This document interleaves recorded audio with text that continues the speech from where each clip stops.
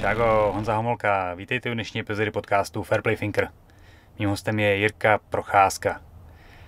Host, ze kterého mám sakra velkou radost, o to víc, že je to pár dní po vyhraném zápase v UFC a vlastně na hranici zápasu o titul největší světové organizace. Pokud vás moje podcasty baví a chtěli byste mi s tím píchnout, tak pod podcastem, pod videem bude link na Hero Hero, kde se do toho můžete pustit. Funguje to tak, že měsíčně posíláte relativně malou částku, která je nastavená na 7 €, asi jako vstup do fitka nebo jeden oběd. Takže pokud mi fandíte a chcete s tím píchnout, mrkněte na Hero Hero, odkaz bude pod videem nebo pod podcastem. Dál se podívejte na goldnutrition.cz, doplňky stravy, vitamíny a tyhle věci. Když si něco vyberete a zadáte slevový kód HOMOLÁK10, máte 10% dolů. V neposlední řadě, jako vždycky, sledujte MMA Shorties pro veškeré dění ze světa MMA na Instagramu, Facebooku nebo přímo na jejich webu mmashorties.cz. No a jdeme na to. Čau Jirko. Ahoj.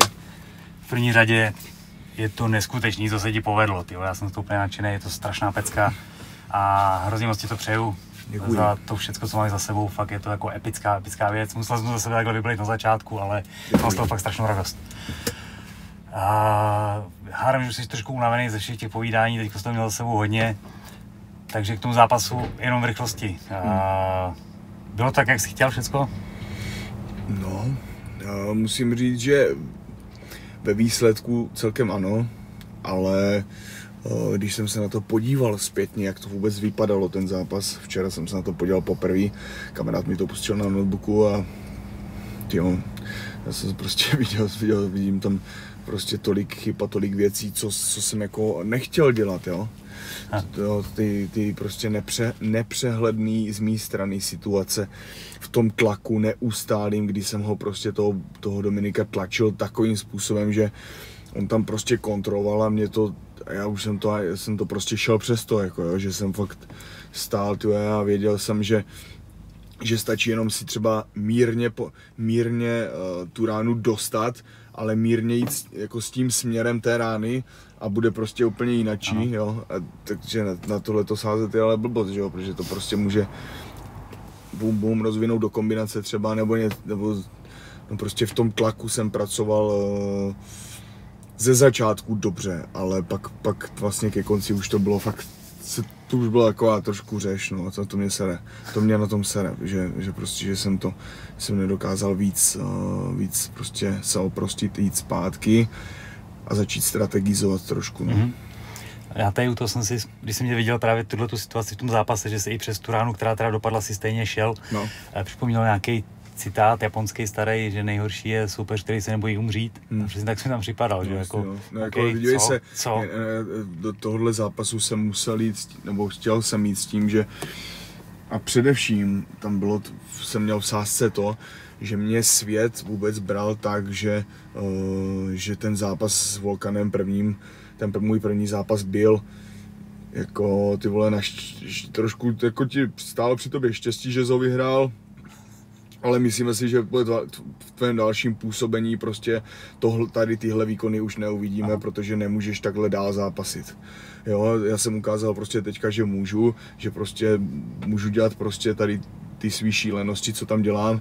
Sice teďkom jsem to omezil, že jsem tam nedělal prostě ty kraviny a nemával jsem zbytečně rukama kolem a neprocíťoval jsem to tolik, jo, protože jsem fakt chytl zodpovědnost tady za ten výkon a řekl jsem si prostě musím dělat fakt jenom věci, které budou na místě a žádný zbytečnosti. Mm-hmm. Fakt už jde o hodně, je to prostě jeden z nejlepších bojovníků na světě, nebezpečný, technický a hlavně jakože tvrdý, tvrdý, musím říct, že on tu techniku toho úderu má fakt tak krásnou, jo, že to tělo prostě jako všechny ty údery, co dával, tak prostě i když to prolítlo, já jsem to prostě cítil do ruky, nebo jak to prolítlo, tak jsem cítil prostě, jak ta rána prostě prosvíštěla,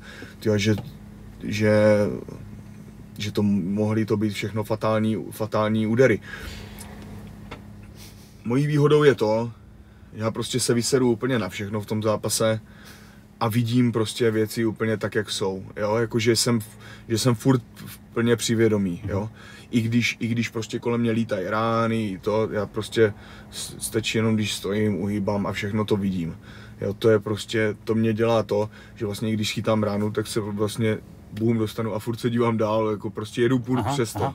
Víš, že nezaznamenávám to, nechám se nějak s tím rozhodit, protože prostě na to kašlu, tady na tyhle ty věci vím, že prostě si jdu prosadit to svoje.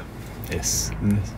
Jako zápas pak jako epický, samozřejmě jsi něco pochytal, na druhou stranu na téhle úrovni prostě nechýt úder je krásný cíl, ale těžká práce zatím, to je jako uf.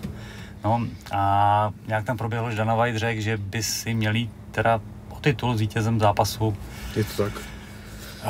To znamená, po 2 fightech v UFC půjdeš o titul. Je to tak, když se nic nepodělá samozřejmě. Nevím, jestli to je oficiální a nevím, jestli to můžu vůbec říct na hlas, ale snad to nikdo, sedím se, že to různý kecelové jako to, ale tohle můžu říct. Jedná se o tom, že bych byl náhradníkem vlastně pro zápas Teixeira versus Blachowicz. Takže bych byl, jo, o tom se jedná, ještě to není domluvený. Takže by to mohlo být ještě dřív ten zápas. Tak přesně, no. Jo, takže já budu furt teďkom v přípravě, budu se udržovat tak, jako vždycky. Pojedu si svůj režim, svoje celý tohle období, což prostě miluju a úplně mě to dělá strašně dobře, když můžu prostě si nastavovat tréninky podle toho, jak vstanu, jak se cítím, tak podle toho si nastavím ten trénink, tyjo, jak ho chci odjet a tyjo, odjedu ho a úplně schutí, tyjo, víš, jako zamiluješ se do toho, protože si to tvoříš sám tady tyhle ty věci. Rozumíš sobě, rozumíš svýmu tělu a pěkně si to nadávkuješ tak, jak chceš. Když chceš zabrat, tak zabereš a nemáš to jak v přípravě, že prostě tenhle den musíš jet naplno, tenhle den jedeš tohle, tenhle den málo a tenhle den zase musíš to nakouřit prostě. Nemám rád tady tenhle ten řád úplnej, víš? Takže když si to můžu dávkovat sám, tak to je pro mě úplně nejlepší, co může být. Jo, takže vždycky trénuješ jakoby to, na co máš chuť a jak máš chuť v větší intenzitě. Jo. Ale proto se v tom dá i rozvíjet potom, víš, protože ty to sám chceš jet, protože cítíš, že tě to bude bavit to, co pojedeš, že to s tvým tělem koresponduje, s tvým pocitem a je to prostě, a pak se vydáš úplně beze zbytku, jakoby do toho. No. Protože sám chceš. Protože sám úplně vnitřně to chceš, přesně. Yes. No, tím se dostávám ke tvýmu týmu. Vlastně s klukama, s Karáčem a s Hovězákem funguješ od tvýho začátku víceméně, nebo s Hovězákem později potom v MMA, ale jak jste sladěný v tom, že fungujete na této bázi? No a tady kvůli tomu, že fungujeme na téhle bázi, tak jsem musel hodně vytříbit to, abych vlastně ten pocit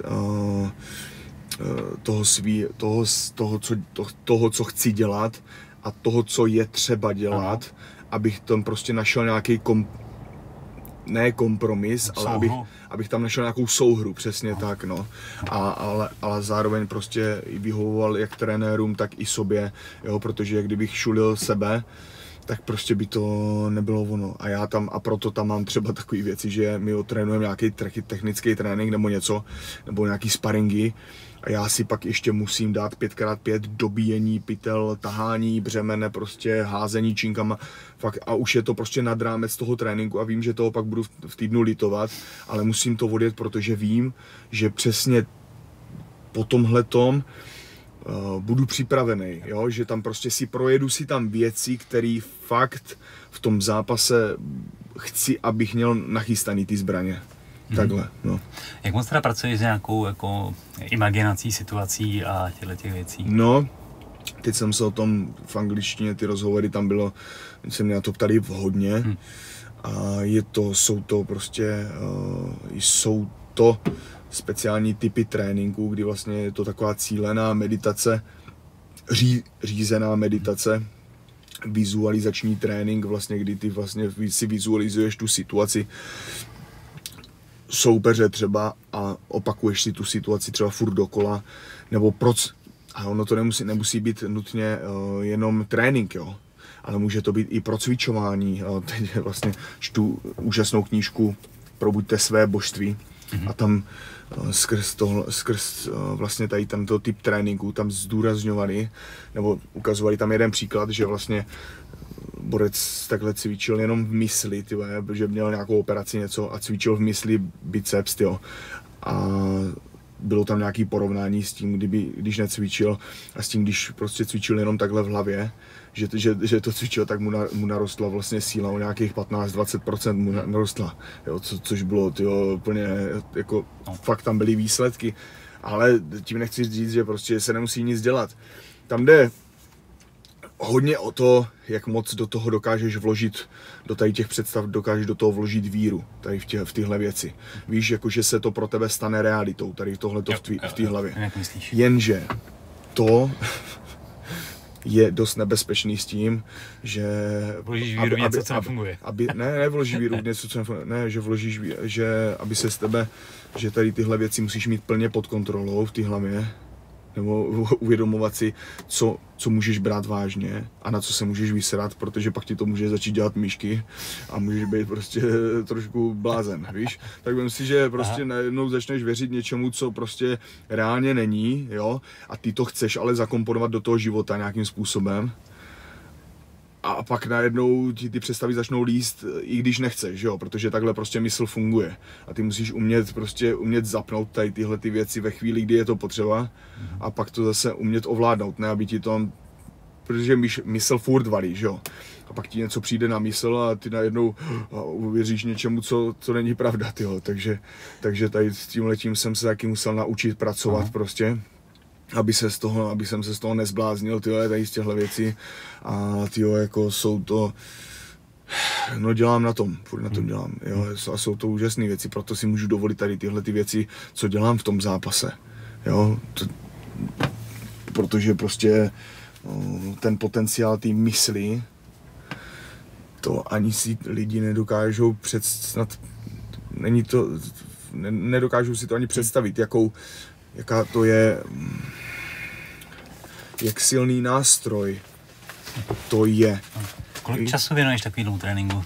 Jo, minimálně 1x, 2x týdně, ale tím, že vlastně tady tuhletu věc udělám, tak ona se vlastně ti pak opakuje v té hlavě, víš, že se o to opíráš potom tady o tenhle ten trénink, protože to v té hlavě prostě se ti to tam furt opakuje, furt to jedeš a stanou se z toho návyky vlastně, víš, takže tak.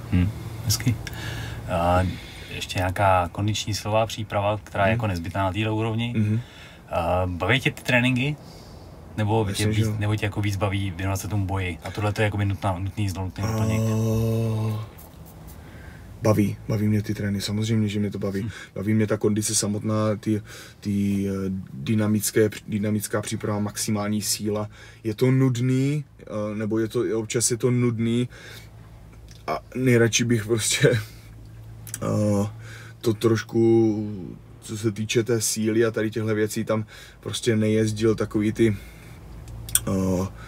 od nízkých vah prostě až po ty nejtěžší a v dlouhodobým prostě tréninkovým plánu, kdy se dostáváš k nějakým váhám, že bych prostě fakt jenom ty maximálky a zved a jasně bych to cílil tady na tyhle věci, ale tady tyhle ty postupy tam jsou z nějakého důvodu a fakt to má smysl, no. Ale já prostě jsem takový, začínal jsem tím způsobem, že vůbec celkově cvičit tím, že jsem prostě šel do posilky a pumpa tady tyhle ty 4x10 jako prostě. Každý, jasně. No a tohleto, mě to, i když prostě to je takhle, tak mě to celkem vyhovuje i do toho, protože já jsem somatotyp prostě takovej, že jsem normálně jako je hubenej, ale když hubenej vytrvalec sprinter, spíš jsem, a když se zaměřím spíš tady na to pumpování, tak mě to udělá přesně to, co chci, že jsem takovej akorát prostě, jo, že ta rychlost prostě furt zůstává, ale do toho jsem silnej, vytrvalej a tak, no. Tvůj trenér na kondici Zdeněk Dohnal, říkám to správně, je to tak, no. Velký fanoušek kettlebellu, jestli ho dobře vzpomínám, děláš s tím? Jasně, samozřejmě, to je základ, že jo, tam ovládat ten kettlebell a vůbec naučit se s tím pracovat, pochopit, na jakých principech to stojí, tady ta práce s tím kettlebellem, ty váhy, přenášení, to chytání, ten vůbec no, tady tam toho strašně úchop samotnej, potom ten se pojí na dech, jo, vůbec, a potom technika pohybu. No, je to úžasná věc, no, jakože hlavně nejlepší je, že to koresponduje s tou technikou přirozeného pohybu, která je zdravá, což je zdravý pro tělo a prostě ty děláš vlastně pohyby, které jsou přirozené tomu tělu, což je vlastně zdravý, neděláš tam nějaký opakování, prostě, které jsou vymyšlený, jo, tlaky, presy, různý a taky kraviny, ale fakt jedeš přesně ty dráhy toho těla, tak, jak to je přirozený tomu tělu. Já tam taky hodně rád a přímě přesně tyhle ty důvody vidím jako tu velký pozitivum. No. Ještě se vrátím k té vaší partě, k vašemu týmu. Jste spolu jako už roky. Ne každému zápasníkovi se to daří vydržet s těma původníma lidma. Myslíš si, že je to u vás tím, že jste si tak hrozně sedli? Nebo... Ne, není to tím, že sedli jsme si s Jaroslavem, jsme si sedli. To můžu říct, jako, že ano. S Martinem je to tak, že jsem spíš takovej, že jsem se prostě vydal na tu cestu, začal jsem u něho trénovat, u Martina, vůbec celkově, ale on byl ze začátku, teď už teda proběhl jistou změnou, ale ze startu byl prostě fakt jako, bylo to horší, bylo to mnohem horší, bylo to špatný prostě a já jsem přemýšlel, že půjdu pryč, ale o tom jsem nepřemýšlel, protože mě bylo v těchto věcech jsem měl prostě jasno, že tady tyhle ty věci se nedělají, jako měnit kluby a tak, protože jednak zaprvé, když chceš od někoho nasát prostě pořádně tu ideologii toho zápasení, toho boje a pochopit to, jak to myslí, tak a bereš ho jako někoho, kdo to umí a on je v tom Thai boxu prostě do toho nasáklej, je tím prosáklej skrz na skrz, takže prostě ví, o čem mluví a má co naučit, tak s ním musíš prostě nutně zůstat nějakou delší dobu. Jo? A 10 let je teprve začátek, po 10 letech teprve se tak nějak jako začnete chápat na nějaký ty základní úrovni a pak se to začíná teprve prohlubovat. Jo? Takže tak, no. Já jsem rád, že tohle to říkáš, protože mám pocit, že spousta mladých kluků hledá spásu v tom, že půjdou do jiného gymu a mají vlastně 4 začátky, ale žádný pokračování. No. Je to tak, no. Tak je to se vším, no, tady trpělivost a zůstat u jedné věci delší dobu, no. Hlavně, když už teda něco takového dělám, tak si v sobě zodpovědět ty otázky, jestli opravdu chci tady s touhle činností nebo s tímhle člověkem strávit prostě takovouhle dobu za tímhletím výsledkem prostě, no.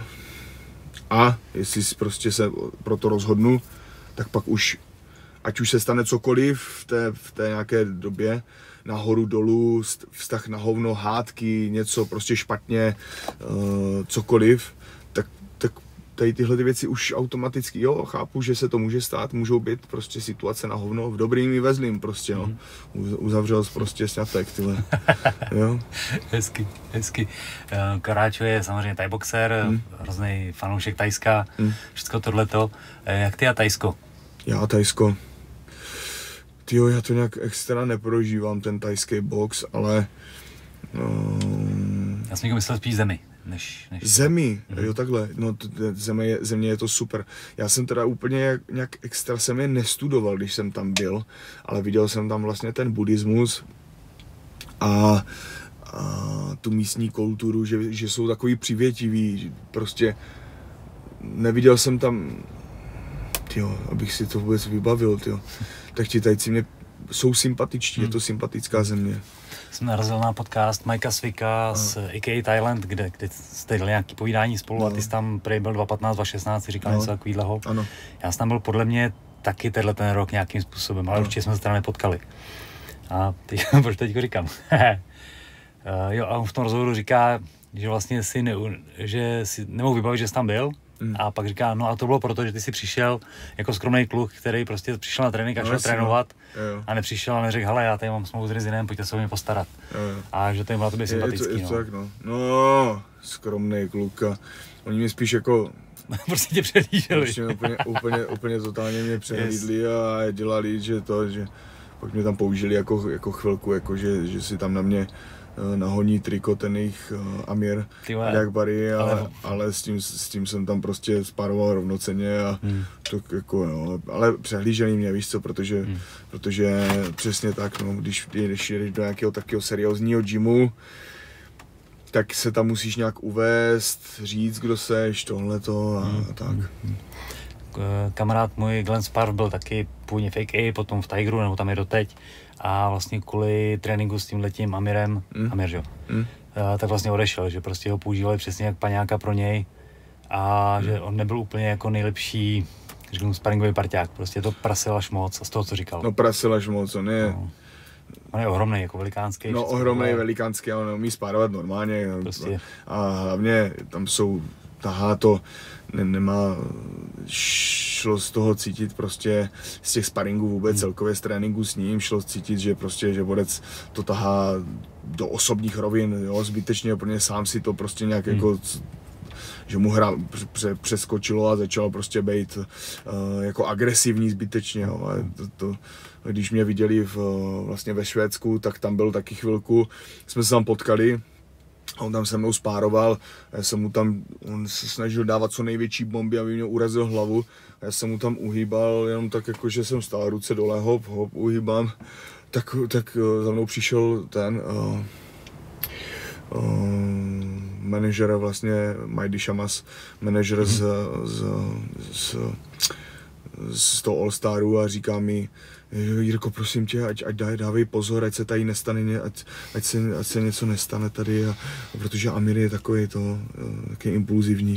Říkám, ježišmarja, v pohodě, já to vůbec neberu. Nebo... Se ho pohlídám a v pohodě. No.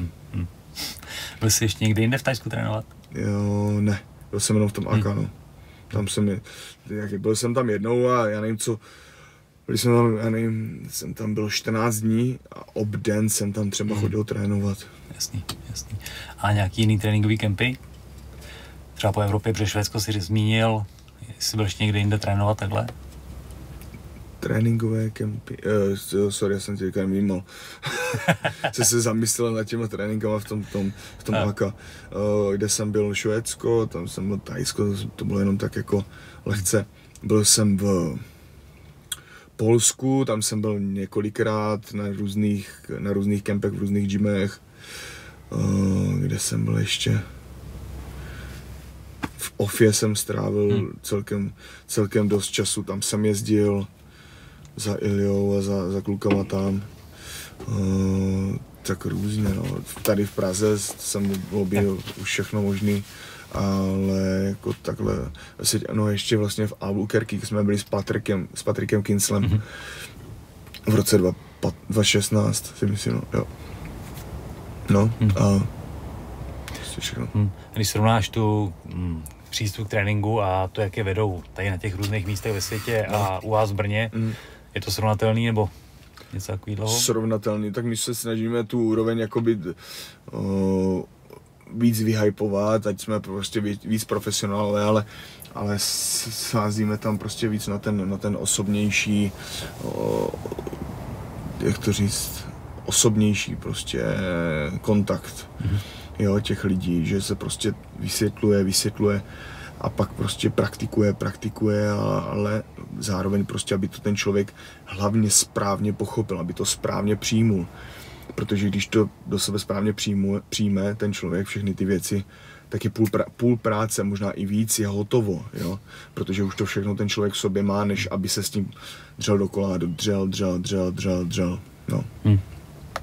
No, tvoje zápasení na začátku GCF, já si tě pamatuju ještě podle mě v nějaký nižší váze, že jsi zápasil. Jo, tak v 8.4 jsem měl jeden zápas, nebo to bylo vlastně s tím Stanislavem Futrou, a pak jsem šel do 9.3, no. Jo. Nicméně potom přišel Rizin. Jak se v té době, kdy ty jsi šel do Rizinu, tak jakoby to bylo ještě strašně nový, aby nějaký Čech zápasil někde venku vůbec. Jasně, a přišlo zrovna takováhle věc. Jak se tohle to upeklo? No, upeklo se to tím způsobem, že mě vlastně napsal manažer z Rizinu, Shingo Kashiwagi, a ten mě napsal na fanpage, na Facebooku, a tak jsem po 3 týdnech jsem se podíval, co mě tam píše, a říkám si, tyjo, Martin mi tady píše nějaký Japonec, tak mu odepiš prosím tě, že nevím co, protože my jsme měli zrovna před zápasem v Rusku, v Kursku jsem měl zápas, a tak říkám, že s ním nebudu bez lámat hlavu, jak jsem mu to poslal, a Martin mi říká, ty vole, co, abys jel na novoroční turnaj, jestli chceš. A tak jsem říkal, tyjo, tak máme teďka zápas, odpovíme až po zápase. Jo, no a nakonec teda, protože to bylo vlastně mezi těma zápasama byl rozestup asi 2 měsíce, tak říkám, no tak jo, tak to vyzkoušíme teda, protože Martin mě furt přemlouval, že to bude dobrý. Já říkám, no tak jo, tak to vyzkoušíme teda v tom Japonsku, že snad to něco bude jako v pohodě. A nakonec to asi dobrý rozhodnutí, ne? To bylo, jo. Sakra, tyjo. Ty zápasy v Japonsku, já jsem udělal starou K1, to bylo prostě, na tom já jsem vyrůstal. A tohle mi přijde jako nejblíž k tomu, co bývalo ty velikánský haly, velikánský nástupy, že prostě hodně slavnostní. Jaký to je tam být, tyhle? To mě fakt zajímá. Jo, no tak je to ta jedna z největších hal, že jo, co tam vlastně Saitama Arena.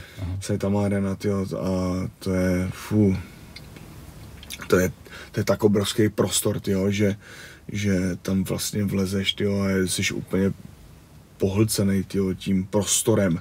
To je fakt jak v nějaký obrovský vesmírný lodi, prostě si představ, že si připadáš fakt jako, že je to, a já prostě vždycky, když jsem tam byl, tak jsem si říkal, ty vole, co? A oni ještě, jak k tomu dělají ty ceremonie, víš?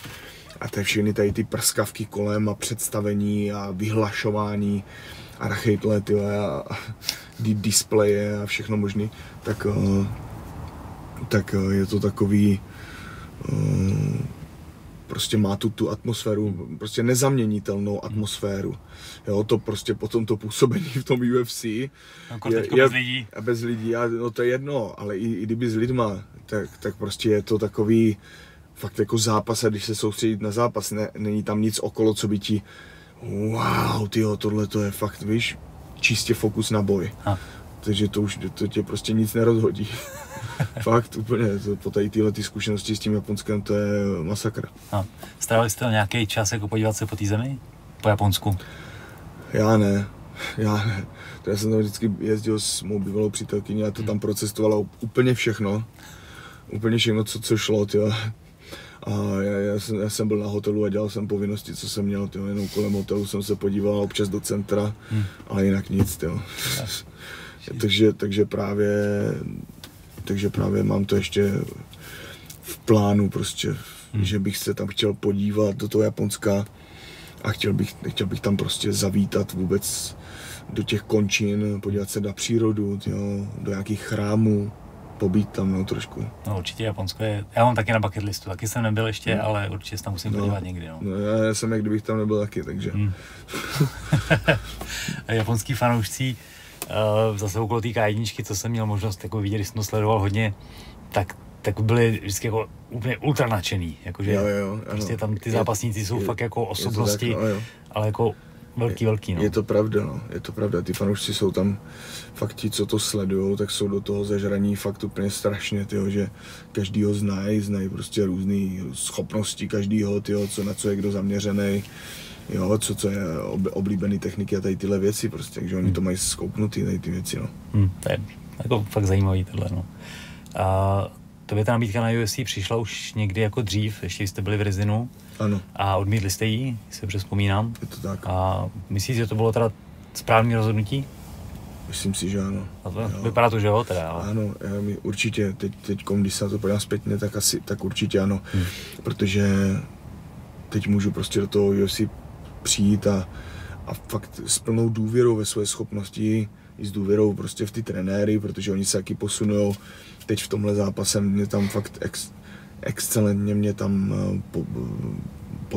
podrželi, ale excelentně mě tam radili, jo, že vlastně věřili v to, co dělám, že už prostě přestali být takový skeptičtí na ten můj styl a tohle to je prostě, to víc než snad ten zápas, než se mě povedl, tak spíš víc se povedlo to, že jsme se prostě sjednotili víc. Hezky. Tady tohleto, no. Protože ten zápas, když jsem se fakt díval, tak dle mýho hlediska prostě to je jako, nebudu to ještě, nechci to vůbec hodnotit. To si nech uzrát v té hlavě, až to toho, to je jasný. Nicméně epický KO, nejlepší koment, co jsem viděl pod tou fotkou, to patří do Louvru. Jako umění. Já jsem to viděl, to je výborný. Put this in Louvre, no. To je jako raketa. je to dobrý, ale nejlepší na tom je, že já se prostě k těm nejlepším KOčkům a všem těmhletěm věcem, já za to nemůžu ani. Já za to nemůžu, protože já to nechám už pak, já už se vzdám té situaci, protože mě to nejde samotnému, nejde mě toho borca vypnout vlastníma silama, tak jakoby upustím od toho, že už OK, ty vole, ať to přijde samo teda a už jenom bojuju, nechám to proudit a najednou to a v tu chvíli to tam prostě přijde. Jo, že a přijde to samo, jako úplně. Jak kdyby prostě se mě to napojilo na antenu a otočka, teď. No tak jo, hop. Já jsem necítil vůbec, že bych ho trefil tím lochtem. Já jsem jak kdybych promáchl tím lochtem a říkám, trefil jsem ho a najednou borec padá dolů, říkám, piče, co je? No jo, ty když fakt jo, je konec, to snad není možný, vole, já vůbec nevím, vole, jak to? Když jsem to v tom přípravném kempu jsem tady tuhletu věc tam udělal, párkrát jsem to tam udělal, viděl jsem to, že jsem to na sparingu párkrát tam protočil, s Matějem Peňázem jsem tady spároval a vždycky jsem něco promáchl, byli jsme na blízko a tak hop, vyzkoušel jsem si, jenom jsem tam naznačil a teď bych jel tohle. Jo, v životě by mě napadlo, že to udělám pak v tom zápase. Jo, takže takhle to prostě se mnou funguje, to je zvláštní. A tak to může být právě to všechno, už tam jako tak hluboko ty věci, jo, že prostě pak vyplujou, když je potřeba, to je super.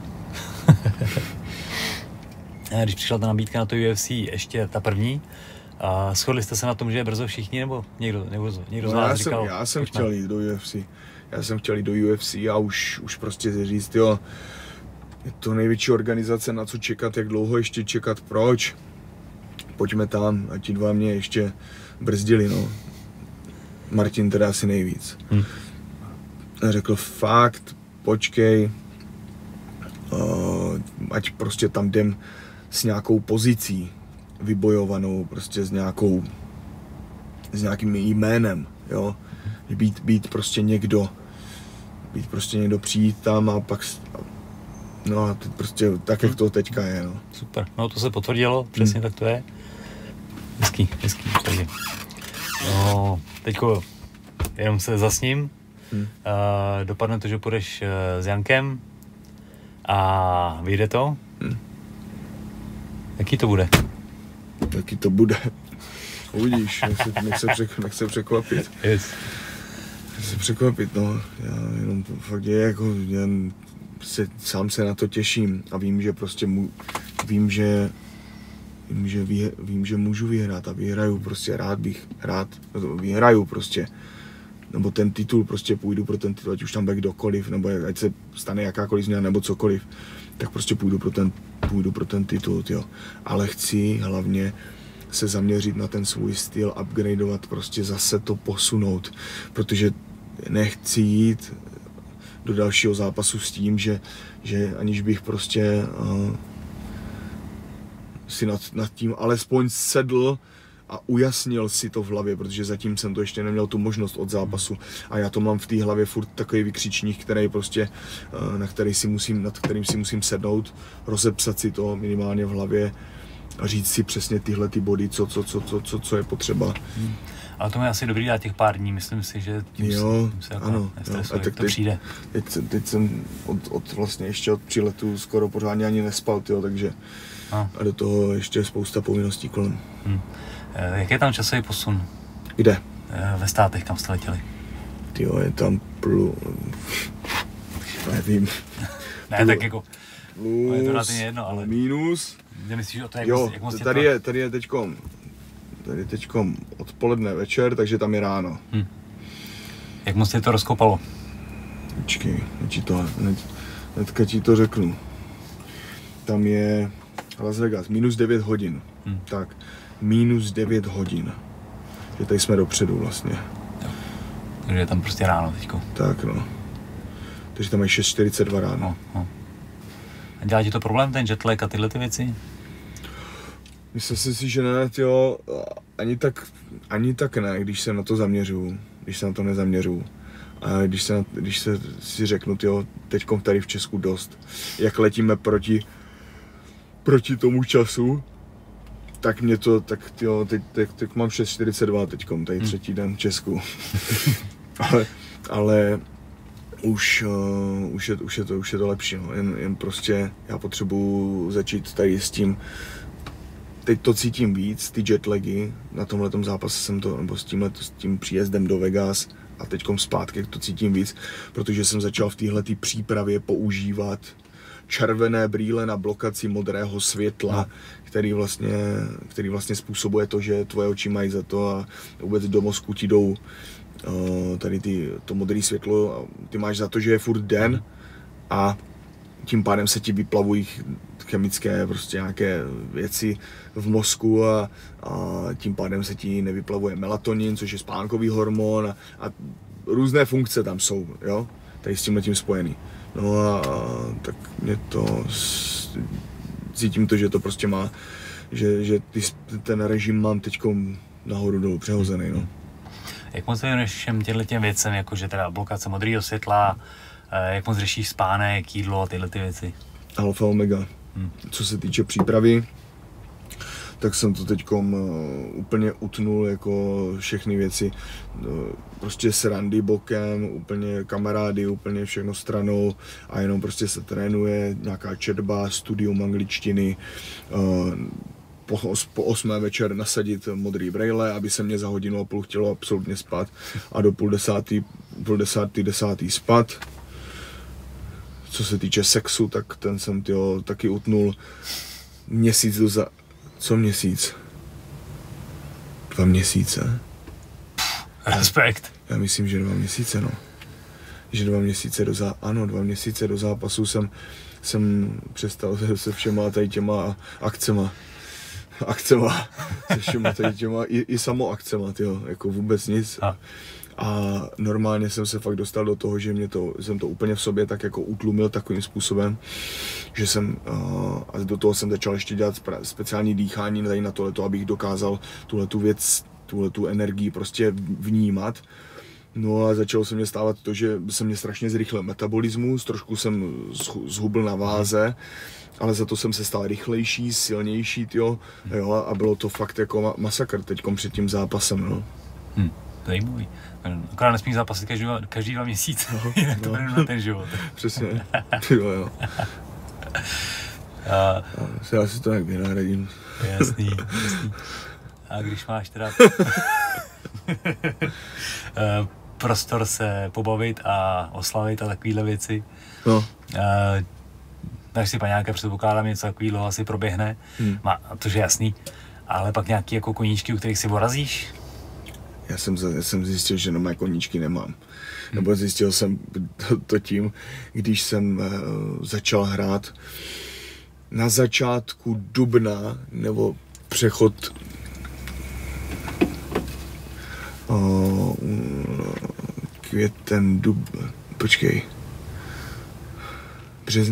březen, duben, přechod březen, duben, tak jsem začal hrávat v Hostěradicích fotbal v neděli.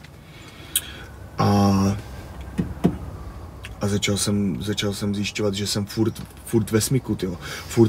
Furt prostě jsem v akci, tyjo. Nedokázal jsem se volně rozběhnout, běžet, vyklusávat, pak najednou, že jde přihrávka, tak oni rychle zabojovat, nahrát dalšímu a zase v klidu klusat, že uvolnit se v tom, jako vůbec. Jsem byl prostě furt bojovej moc, jo, jakože non-stop, prostě hned jsem tam buď naplno, a nebo prostě pauza a dejchat. A furt kontrola nad tady tímhletím stavem. Furt kontrola dechu, furt kontrola unavenosti nebo připravenosti. Jo, úplně jsem zjistil, že já jsem si to nedokázal užít, jo, s těma klukama vůbec hrát ten fotbal. Že jsem byl furt ve smyku. A říkám si, tyjo, jak co mám dělat, tyjo, prostě, protože, a tak jsem to začal praktikovat skoro každou neděli s nima tam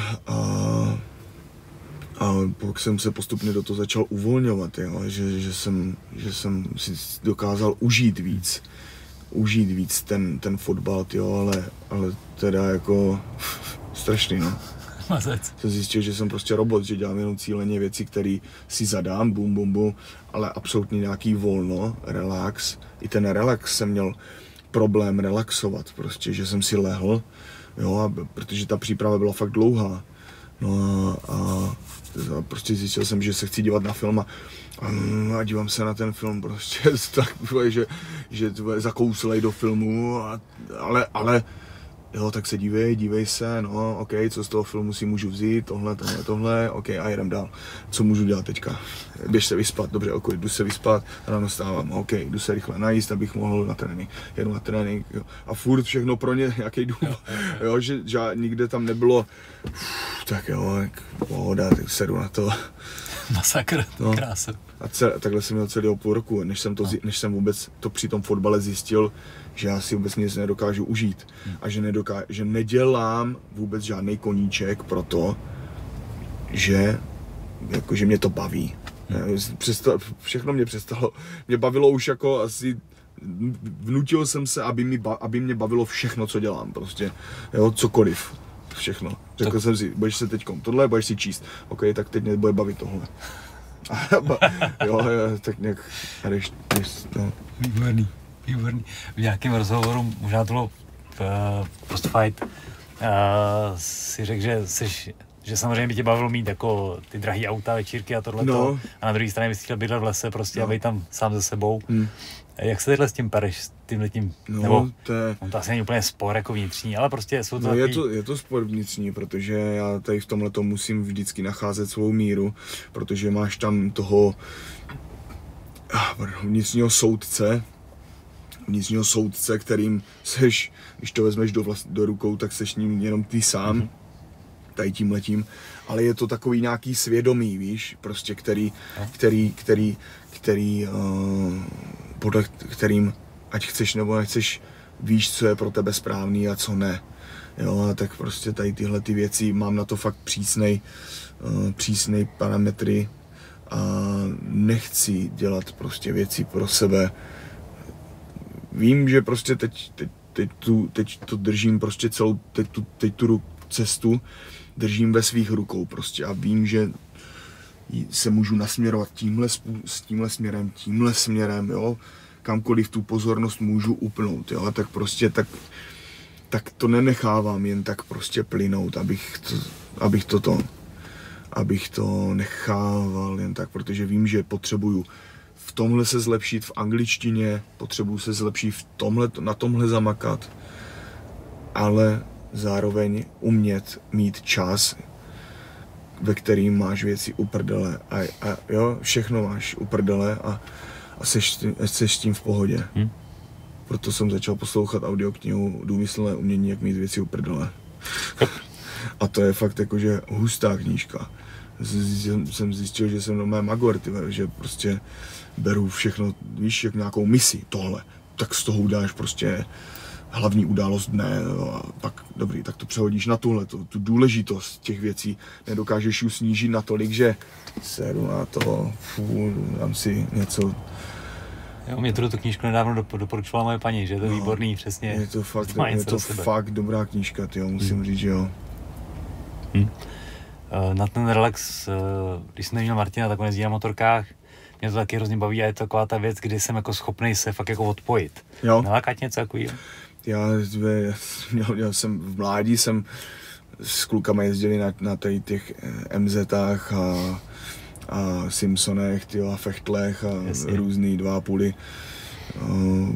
A většinou to skončilo vždycky tím, že se někde rozsekal, tyjo, strašným způsobem. A byl tak pak ne. Tak si říkám, tyjo, jestli do té motorky mám teďkom, radši spíš bych nějaký rychlý auto, fakt si teďkom koupil něco, co je nějaký SUVčko rychlý, tyjo, se kterým ať to můžeš využít prostě jak do terénu, tak prostě ať to šlape. A tak no. No prostě samozřejmě taky chci si trošku užít ten čas, ale především fakt cítím to, že ten čas, jak to prostě plyne, tyjo, tak fakt chci z toho teďkom, vůbec zvlášť teď v tom UFC, tak baví mě prostě vytesávat tu sochu, kterou prostě na který makáš, tak prostě jí tesat fakt do těch nejmenších detailů, jo, ty detaily prostě, ať to fakt je vyřezaný, tyjo, tak no, jenže někdy, když chceš fakt úplně ty nejmenší detaily, tak tam je právě to důležitý, hodit to za hlavu a to ti udělá fakt třeba plus milion. No, já když jsem zápasil, tak samozřejmě úplně jiná úroveň než ty, to je jedno, ale principiálně v tu chvíli, kdy jsem zápasil a byla to třeba státní reprezentace, pro mě jako super věc, ale tak v tu chvíli to bylo OK, další zápas. No. A vlastně až teď zpětně si toho jako začínám vlastně vážit, nebo teďko to pro mě má jako fakt velkou hodnotu, v tu chvíli to bylo taková jako povinnost, prostě jdeš. Vzpomínáš na všechny ty nepříznivé situace, které jsi musel překonávat a vůbec celkově bral jsi to automaticky a zjistíš, že to byly výjimečné věci. Tak. Teďkom, a právě takhle je potřeba se dívat na ten přítomný okamžik, že teď je ten cíl, na který budeš vzpomínat, že jo. Takže a to ti právě tu chvíli víc zdůrazní, jo. To je furt se pohybujeme na úrovni mysli, že nad tím přemýšlíme. A proto je o tom, že musíš být mrtvej v té mysli úplně. Jenom smysly prostě. A nejenom v zápase, v tom nasazení, kdy prostě se donutíš být jenom tady a teď a prostě cítit to, co se děje úplně naplno. Ale naučit se v tom stavu být normálně, jakoby uvolněnou tu mysl. A tam je hlavní věc to, že ty musíš sám sebe, to tělo, tu mysl, tu hlavu, sám sebe přijmout prostě takovej, jaký seš, bez sporu, bez ničeho, absolutně bez nějakého zbytku, prostě bez zbytku se úplně přijmout naplno. Když to uděláš, seš tady a teď a cíl je. Pro mě to zápasní je dobrá cesta, jak se k tomuhle dostat, protože v tom běžném životě jako nemáš situaci tak vypjatý a nenutí tě to být. Ano, protože to přijmutí sám sebe, přijmutí toho okamžiku je krok do nekomfortní zóny, jo, protože tam nejseš, tam nemůžeš přemýšlet, nemáš nic, co bys jako vlastnil, tam není mám něco, nebo víš, jako, že tam není Jirka má mobil, ne, mobil je úplně fakt druhá věc, tam je nejdůležitější to, že ty seš. A to je hlavní cíl života. To je hlavní cíl života, protože není nic víc, než to, že si užíváš, že seš prostě. A proto se lidi ženou za tím, aby udělali tohle a pak se stanou tímhle a konečně v této roli, až nabudou tohle, tak konečně můžou být. Že se v tom teprve uvolní. Jo, proto já jsem v té přípravě takovej, že nerad trénuju kvůli tomu, abych se připravoval na nějaký zápas, ale trénuju rád kvůli tomu tréninku samotnému. Víš, protože to nejtrénuješ pro ten okamžik, nejsiš tam naplno, ale trénuješ pro něco, co bude v budoucnosti, ale máš to prostě v sobě zakořeněný a tím pádem šulíš ten moment samotný. Jo? Tady a teď. Prostě základ. Jo, velká pravda, no. A je to těžký. Těžký. Jednoduché věci jsou. No tak ono jako nic není strašně složitý, ale musíš prostě tomu dát tu energii a věnovat se tomu, no. Ano. Když jsi říkal, že bydlíš v lese, bydlíš fakt někde jako u lesa? Jo, u přehrady tam bydlím vlastně. Tam takovou cestou 1-2 kiláky do lesa, no. Super. Takže ráno vstáváš se zvířatama. No, jak chci. Ale většinou mě probudějí parchanti. Teďkom to je na ty kosy, nebo co to je za ptáka, tam Andres tam u mě spal doma. Slyšel jsi ráno toho? Tam furt mlátí do něčeho, tam furt mlátí ten datel. Kosy, datel tam furt mlátí, tyhle, je hlava nehlava tam mlátí a blízko baráku, tam jsou všude jsou stromy, to mlátí, tyhle, nenechá tě spat prostě, tyhle, musíš stávat, jo. Yes. Já bych se ještě vrátil k té životosprávě a k jídlu. Co jíš, jak jíš, doplňky stravy, jo, ne, jak moc? Teď v té přípravě jsem zahájil jsem spolupráci s ActiveBox, vlastně z Brna, to je jedna firma, která dělá zdravé stravování a tyhle věci. A vyhovuje mi vlastně tady to, že si vyzvednu krabičky na celý den, druhý den dopředu a nemám starost. Sice je to prostě studený a nemám možnost si to ohřívat nikde, že to tahám všude sebou. Ale mají prostě chutný jídla, mají prostě i dezerty tam jsou a jsou zdraví, takže mě to prostě, jsem z toho nadšenej a v té přípravě především to oceňuji. Jo, nemáš starosti s tím to připravovat, přesně tak, ano. Ano. A nějaký doplňky stravy? Doplňky stravy, takový ty základní, no. Základní Cčka, že jo, multivitamíny,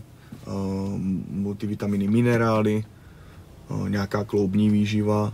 Teďkom jsem začal ten Inka kolagen, jestli to znáš, tady ty kolageny, jako trochu toho dávám, především v té náročné přípravě, teďkom, když budu mít jeden trénink denně, tak to není až tak jako nutnost, jo, se furt dopovat něčím, do toho těla spát něco, ale i ty aminokyseliny BCAčka beru fakt teďkom už úplně minimálně, no, jsem přestal to a hlavní je prostě kvalitní strava, no. Kvalitní maso, kvalitní potraviny, kvalitní zelenina. Yes, určitě. Takže nic super složitýho prostě. Přesně.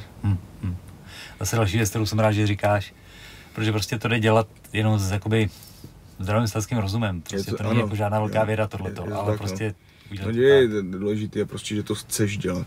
Že se proto fakt aktivně rozhodneš, učiníš prostě rozhodnutí, tyjo, a víš, že to chceš, že to tak bude a pak vědomě konáš, no. Četba, u tebe samozřejmě kniha 5 kruhů, je to, čím seš známý a slavnej. Čteš i spoustu dalších věcí, už jsi tady zmínil 2 nebo 3 knížky. Kolik času seš schopnej, anebo tě baví, nebo jsi řekl, že tě to bude bavit, týdně věnuješ čtení? Tyjo, kolik času tomu věnuju? Úplně minimálně. Teď už minimálně, protože z těch knížek, tyjo, já jsem taky, že prostě jakmile přijmeš jednou nějaký učení prostě, tak pak už mě stačí, já jsem si sebou teďkom vezl asi 5 knížek, tyjo. Jo, sebou do toho Vegas a stačilo mi jenom, když jsem je takhle měl před sebou položený a viděl jsem je, vím, co znamenají, vím, co v nich je. Občas si je chytnu, pročtu si je prostě, ale nechávám spíš jako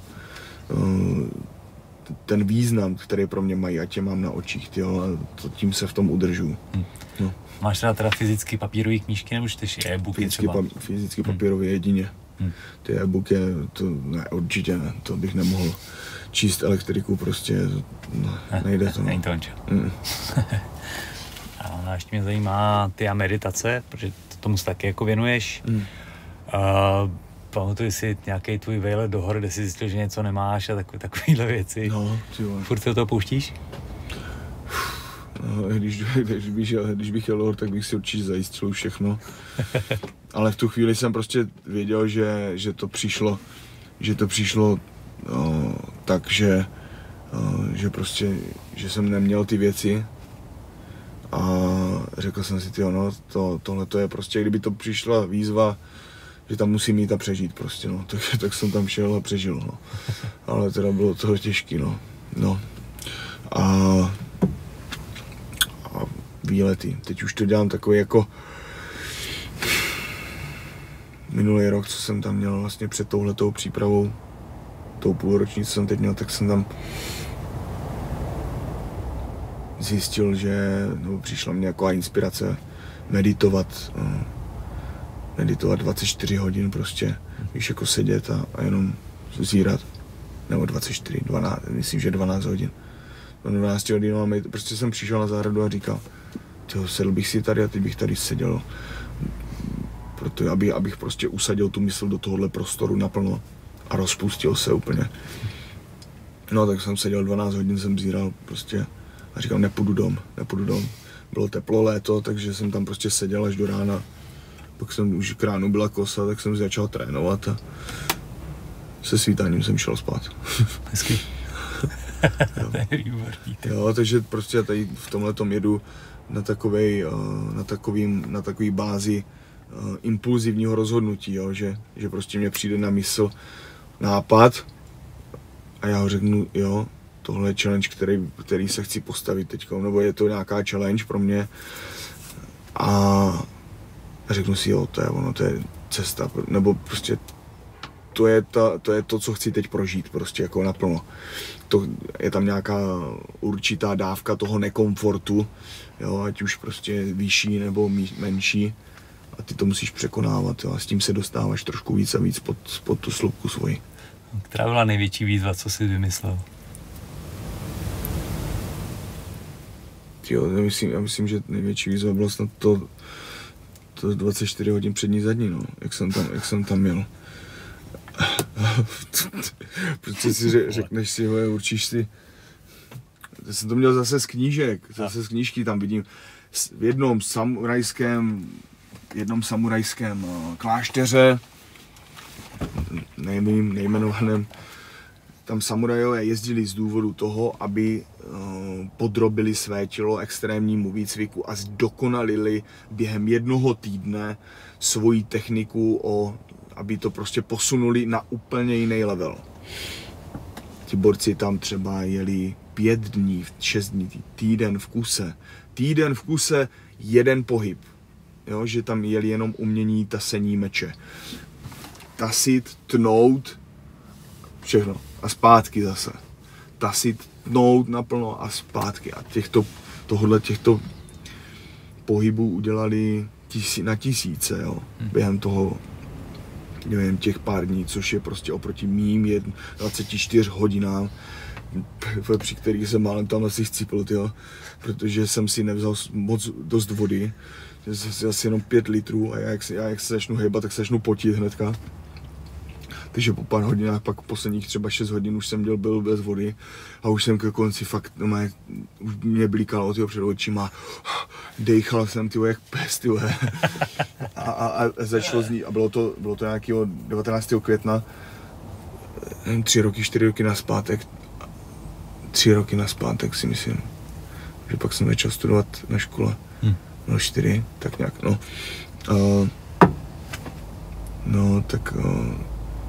tak jsem prostě tady tohleto, tak jsem tam jel a učinil jsem tak. No. Skvělý nápad. Hlavně je být proto rozhodnutý, víš, jako fakt pevně rozhodnutý a pak uděláš cokoliv, když se proto rozhodneš, no, opravdově. Ty jsi ještě rozhodl studovat a říkal, že čeká bakalářka teďko. Přesně. Co studuješ? Studuju bezpečnostně, to byla střední, speciální edukaci bezpečnostních složek je obor na Masarykově univerzitě, sportovní fakulta, no. Takže jako bakalářka a státnice. Přesně. Ještě do té přípravy, aby to nebylo málo. Tak, přesně. Ideální. Jo? To je skvělý. Miluju, naložte mi, kolik chcete. A kdy vidíš svůj budoucnost, teda až třeba jednou přestaneš zápasit, což někdy určitě nastane? Já to furt to ne, tohle chci, aby vyplynulo úplně samo, jo? Stejně tak, jako vyplynulo to, že jsem zápasníkem, protože prostě říkám, co budu dělat. Já chci za Markem Hladíkem do posilovny, do Bosonoh, on tam studuje v Brně nějaký řemeslo. Jo, a on byl na intru a na intru tam byla posilovna a začal posilovat, byl o rok starší kamarád. Já říkal, já chci za ním do posilky, protože on tam posiluje, tak já chci taky tam do Brna, do posilky tam za ním. Byl jediný můj důvod, proč chci do Brna. Nic víc. A tak se moji třídní na základce domluvili, tak ho dáme na sportovní školu, bezpečnostně právní akademii, tam je hodně sportů na té střední. Jo. Tak mě dali tam a byl jsem na intru, měl jsem prostě svoje, mohl jsem chodit do posilky, no a zároveň jsem studoval prostě na škole, kde byly zároveň toho bojový sporty, bojový umění. Díky tomu jsem pak začal dělat bojové sporty, Thai box, tady jsem pak přišel MMA, tady jsem teďka. No. Hezky. No. A to všechno kvůli tomu, že jsi chtěl za posilovnou do Brna. Jo, přesně, no. Nice, takže. Jo, tak měl jsem vždycky spolu kolem sebe lidi, kteří mě prostě k něčemu inspirovali, jo. Ať už to byl prostě ten kamoš, ten Marek, že prostě začal posilovat a já jsem se toho chytl úplně a začal jsem taky, jel jsem 5krát v týdnu jsem měl bicák, jenom prostě, že jsem prostě neznal nic jiného, tak jsem to jel každý den, jak magor. A nebo jsem se vždycky chytal všelijakých možných lidí a tím mě vždycky něco metli do hlavy, skákali jsme na kole, tak musel jsem mít všechno prostě kolem toho. No, tak teď už si to tvořím sám, teď už nenechávám cizí lidi, aby mě tolik to... A nebo, když ano, tak jsou to lidi, kteří si u sebe cíleně držím prostě, že je chci mít kolem sebe. Život je jako bomboniéra, nikdy nevíš, který ochutnáš, říkal Forrest. Děj se, můžeš to z většiny, můžeš to ovlivnit prostě, když si uvědomíš opravdu ten velín svůj, no. Yes. Dobrý. A už tě nechci zdržovat, protože máš ještě nějaké další povinnosti. Vždycky na závěr se ptám hosta, jestli má nějaký vzkaz pro posluchače. A už jsi to řekl jako hodně ze sebe, ale jestli máš ještě něco, co bys chtěl vypíchnout, co chtěl do toho. Buďte sví a žijte naplno ten svůj život, no. Když už jsme se o tom dneska několikrát bavili, tak naplno si uvědomovat ten svůj potenciál toho, že můžu se pro cokoliv rozhodnout a té činnosti věnovat libovolnou část energie prostě ze svého života. A tak prostě do něčeho se prostě vložit, do nějaké činnosti a dělat ji naplno. Ať je to třeba jenom jedna věc, ale stát se v tom prostě mistrem a prohlubovat to. Super, děkuju moc. Jsem rád, že jsem mezi prvníma lidma, kteří s tou mohli mluvit po zápase a děkuju. Ať se daří.